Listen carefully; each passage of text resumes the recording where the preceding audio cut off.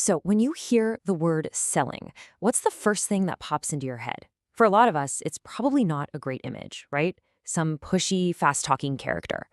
But what if that entire image is completely, totally outdated? In his book, To Sell is Human, Daniel Pink makes this incredible case that, like it or not, we're all in sales now, and the rules of the game have been completely turned upside down. I mean, this classic quote just perfectly captures that traditional, kind of grim idea of selling. We immediately picture those high-pressure characters from movies like Glengarry Glen Ross, a world of trickery and manipulation. And honestly, it's a reputation that selling has had a really hard time shaking off. So, how did the author Daniel Pink even get into this? Well, he did this wild little experiment on himself. For 2 solid weeks, he tracked everything he did, every single email, every tweet, every meeting. And what he found genuinely shocked him. A huge chunk of his day wasn't spent writing, it was spent trying to move people, persuading, convincing, and influencing them to give up their resources, whether that was their time, their attention, or, yeah, their money. And this is where the question turns right back to us. I mean, think about your own day. Seriously, how much of it do you spend trying to get your kids to do their homework, or convince a colleague to jump on a project, or persuade your boss that your new idea is worth a shot? The odds are you're in the people-moving business too. You just don't call it that. Now, if you look at the official data, at first glance, it seems to tell a pretty simple story. About 1 in every 9 workers in the US has a job with sales in the title. It's a big number, for sure, but it kind of suggests that for the other 8 of us, selling isn't really our thing. But that's not the whole picture, not even close. Because here's the kicker. When Pink actually looked at the other 8 out of 9 of us, the teachers, the managers, the programmers, he found we spend up to 40% of our time doing what he calls non-sales selling, persuading, negotiating, influencing.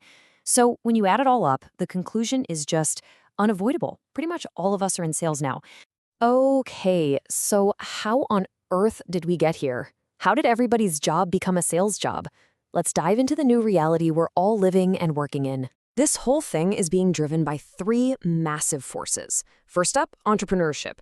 Thanks to technology, millions more of us are our own bosses now, which means we're also our own chief salespeople. Second, there's elasticity. Our job descriptions have gotten super blurry. We're all expected to stretch and take on different roles, and that almost always involves some form of selling. And finally, EdMed.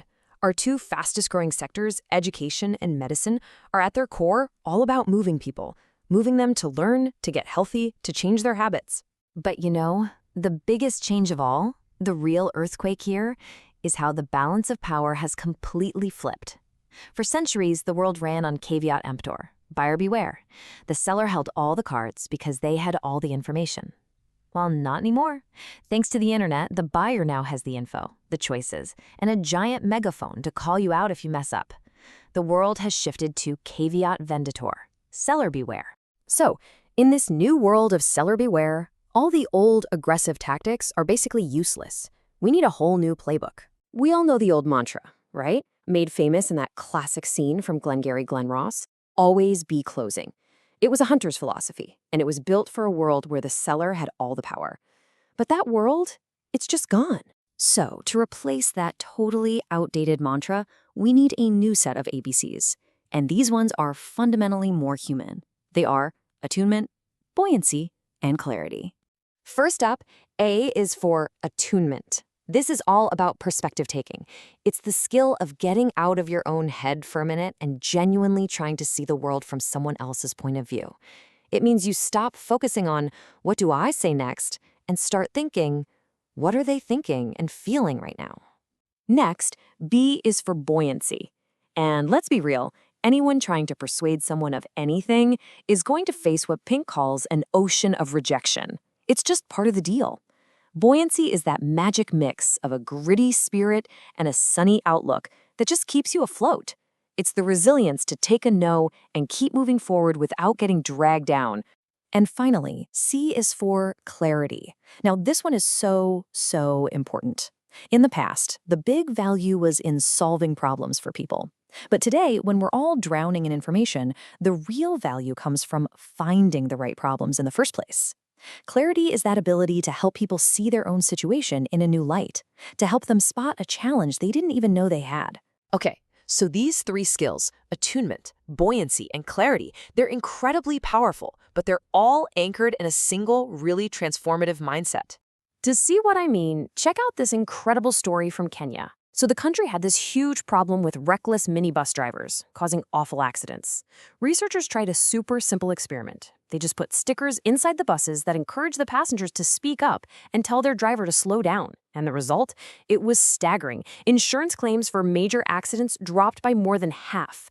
Think about that. A simple sticker moved the passengers, and the passengers moved the drivers. This story reveals two huge principles at the heart of moving people today. First, make it personal.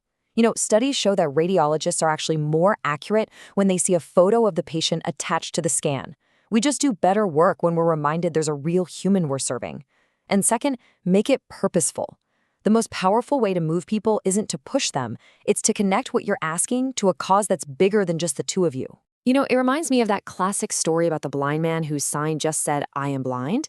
An advertising whiz walks by and changes it to read, "It is springtime and I am blind." And all of a sudden, the donations start pouring in. Why? The first sign just stated a fact. The second one created a connection. It used attunement and clarity to frame his problem in a way that sparked genuine empathy. And here's the thing. This idea of service isn't some new age, fuzzy concept. A century ago, Alfred Fuller, the original Fuller Brush man, was saying the exact same thing. He knew, way back then, that the most effective selling comes from a genuine, deep-seated belief that you are serving others and offering them real value. So ultimately, the test for this new way of moving people, it all comes down to two simple questions you have to ask yourself.